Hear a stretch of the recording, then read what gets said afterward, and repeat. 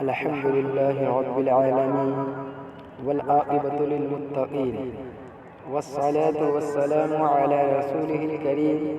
أما بعد فأعوذ بالله من الشيطان الرجيم بسم الله الرحمن الرحيم إنما يريد الله ليذهب عنكم الرجس أهل البيت ويطهركم تطهيرا صدق الله المولانا العظيم وصدق رسوله النبي الأمين المتين المعين المبين الكريم ونحن على ذلك لمن الشاهدين والشاكرين والحمد لله رب العالمين. عاشق مصطفیٰ مجدد زمانہ اعلیٰ حضرت امام احمد رضا محدث بریلوی رضی اللہ تعالیٰ عنہ فرماتے ہیں ان کے مولا کے ان پہ کروڑوں درود، ان کے اصحاب و عطرت پہ لاکھوں سلام، پارہائے صحف گنچہائے قدس اہل بیت نبوت پہ لاکھوں سلام. حضرات محترم، یاد رکھو کہ اہل بیت نبوت کے فضائل و کمالات کا ذکر خود اللہ تبارک و تعالیٰ نے اپنی کتاب قرآن مقدس میں کیا ہے، اور رسول اکرم صلی اللہ تعالیٰ علیہ وسلم نے بار بار اپنے اصحاب کے درمیان بیان فرمایا. اس سے معلوم ہوا کہ اہل بیت کی شان و خوبی کو بیان کر سنت خدا بھی ہے اور سنت مصطفیٰ بھی ہے. اور عاشق رسول برادر محترم امام احمد رضا خان استاد زمن مولانا حسن رضا بریلوی فرماتے ہیں کس زبان سے ہو بیان مدح شان اہل بیت، مدح گوئے مصطفیٰ ہے مدح خان اہل بیت. ان کی پاکی کا خدائے پاک کرتا ہے بیان، آیا تطہیر سے ظاہر ہے شان اہل بیت. اور ان کے گھر میں بے اجازت جبرائیل آتے نہیں، قدر والے جانتے ہیں عز و شان اہل بیت. اور گھر لٹانا سر کٹانا کوئی تجھ سے سیکھ لے، جان عالم ہو فدا اے خاندان اہل بیت. اور بے ادب گستاخ فرقہ کو سنا دے اے حسن، بے ادب گستاخ فرقہ کو سنا دے اے حسن، جو میاں کرتے ہیں سنی داستان اہل بیت. حضرات محترم، درود پاک پر اللہم صلی علیہ سیدنا مولانا محمد معدن الجود والکرم وآلہ وآلہ وسلم صلاۃ و سلام علیک یا رسول اللہ صلی اللہ تعالی علیہ وسلم. حضرات، آج کی محفل میں ذکر ہے ان کا جو ہمارے آقا پیارے مصطفیٰ صلی اللہ تعالی علیہ وسلم کے اہل بیت یعنی گھر والے ہیں. اللہ تبارک و تعالیٰ قرآن مقدس میں ارشاد فرماتا ہے انما یرید اللہ لیذہب عنکم الرجس اہل البیت ویطہرکم تطہیرا. اللہ تو یہی چاہتا ہے اے نبی کے گھر والوں کہ تم سے ہر ناپاکی دور فرما دے اور تمہیں پاک کر کے خوب ستھرا کر دے. حضرات، اس آیت کریمہ میں خاص طور سے دو باتیں قابل غور ہیں. پہلی بات یہ کہ اہل بیت سے یہاں کون مراد ہے، دوسری بات یہ کہ رجس یعنی ناپاکی سے کیا مراد ہے. ایک روایت کے مطابق رجس سے مراد شیطان ہے، اور بعض روایتوں کے مطابق رجس کا اطلاق گناہ، عذاب اور نجاستوں پر ہوتا ہے، اور بعض نے رجس کا معنی شک لیا ہے. اور امام زہری نے فرمایا ناپسندیدہ چیز کو رجس کہتے ہیں، خواہ وہ عمل ہو یا غیر عمل.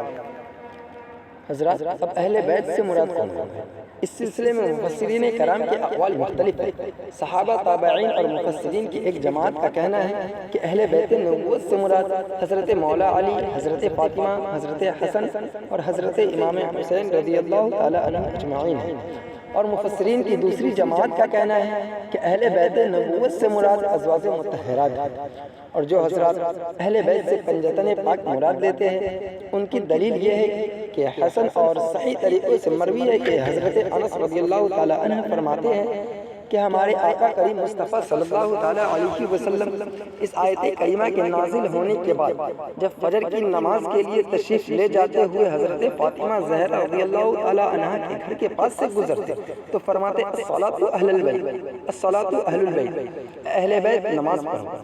پھر آیت کریمہ انما یرید اللہ تلاوت فرماتے. اور فدائے شہنشاہ بطحہ حضرت علامہ یوسف بن اسماعیل رضی اللہ تعالی عنہ فرماتے ہیں کہ جمہور علماء کہتے ہیں کہ آیت مبارکہ میں اہل بیت سے دونوں گروہ یعنی امہات المؤمنین اور اولاد اطہار مراد ہے. تاکہ تمام دلیل پر عمل ہو جائے۔ اور ایک روایت میں یہ بھی ہے کہ رسول اللہ صلی اللہ تعالیٰ علیہ وسلم نے ارشاد فرمایا سلمان منا اہل البیت، یعنی سلمان فارسی رضی اللہ تعالیٰ عنہ ہم اہل بیت میں سے ہیں۔ اور حضرت جابر رضی اللہ تعالیٰ عنہ کی روایت میں ہے ایھا الناس قد ترکت فیکم ما ان اخذتم به لن تضلوا کتاب اللہ وعطرت اہل بیت۔ اے لوگوں، میں نے تم میں وہ چیزیں چھوڑی ہیں کہ اگر تم اسے اپناؤ گے تو ہرگز گمراہ نہ ہوگے۔ قرآن پاک اور میری عطرت اہل بیت ہے۔ اور دوسری حدیث پاک میں ہے انی تارک فیکم الثقلین کتاب اللہ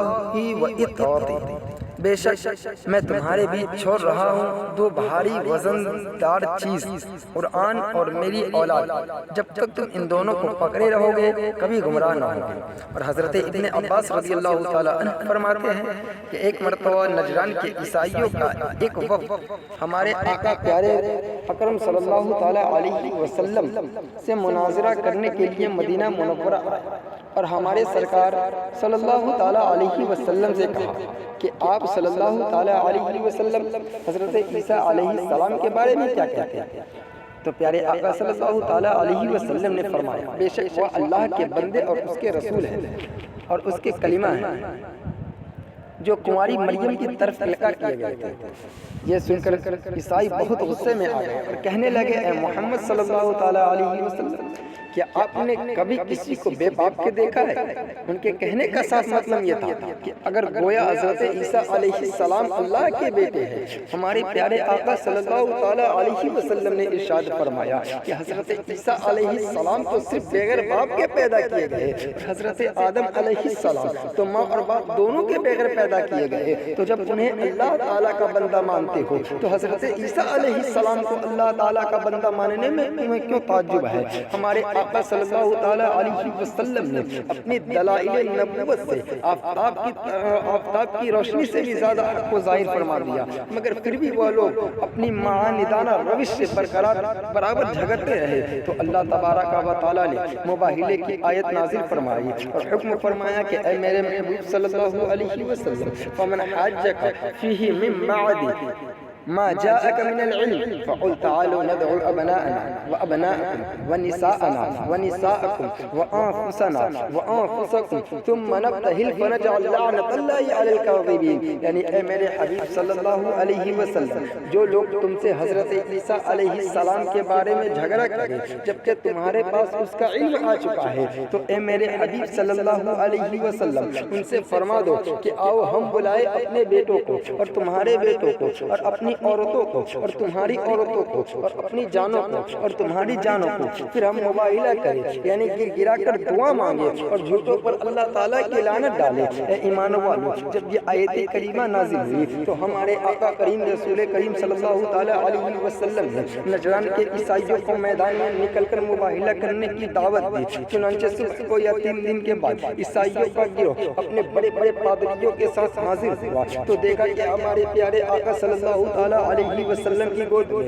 حضرت امام حسین رضی اللہ تعالیٰ عنہ ہے اور دست مبارک میں حضرت امام حسن رضی اللہ تعالیٰ عنہ کا دست مبارک ہے، اور حضرت علی اور حضرت فاطمہ رضی اللہ تعالیٰ عنہما ہمارے حضور صلی اللہ تعالیٰ علیہ وسلم کے پیچھے ہے، اور ہمارے سرکار دو عالم صلی اللہ تعالیٰ علیہ وسلم ان سے فرما رہے ہیں کہ جب میں دعا کروں تو تم سب آمین کہنا۔ نجران کے سب سے بڑے پادری عبد المسیح نے جب ان حضرات کو دیکھا تو کہنے لگا اے جماعت نصارہ، میں ایسے چہرے دیکھ رہا ہوں کہ اگر یہ لوگ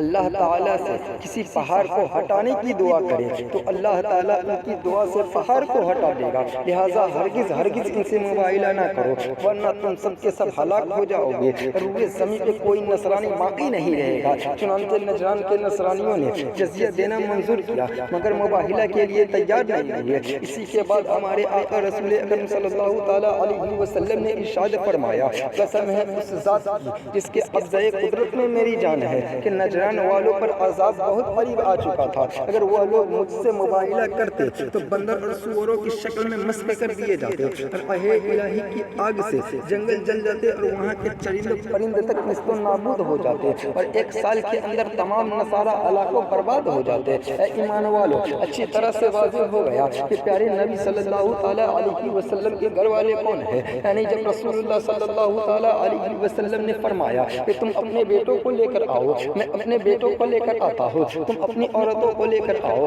میں اپنی عورتوں کو لے کر آتا ہوں، تم آؤ میں آتا ہوں، تو ہمارے سرکار احمد مصطفیٰ محمد مصطفیٰ صلی اللہ علیہ وسلم نے جن پاک ہستیوں کو اپنے ساتھ لیا وہ پاک ذات حضرت علی، حضرت فاطمہ، حضرت حسن اور حضرت حسین رضی اللہ تعالیٰ عنہ ہے۔ اس لیے تو اعلیٰ حضرت فرماتے ہیں بارہائے صحب گنجہائے قدس اہل بیت نبوت پہ لاکھوں سلام۔